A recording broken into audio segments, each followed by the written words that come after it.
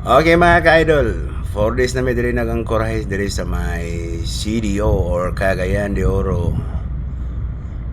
Kay medyo daghan pa kayong barko nag-occupied sa pier pero mga kuan ni sila, mga container van.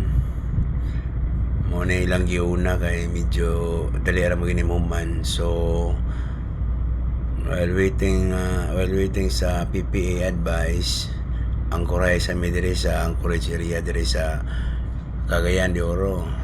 4 days na mi diri nag-utaw-utaw. So adlain ta mahimo kay medyo occupied pa ang mga berth. Basin na ay mugawa sa ani nila. Karong gabi ba pwede mi makasulod. So mao na akong update karon mga ka-idol sa Marinong Vloggers.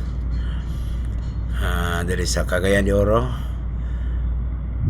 4 days anchorage area. Okay.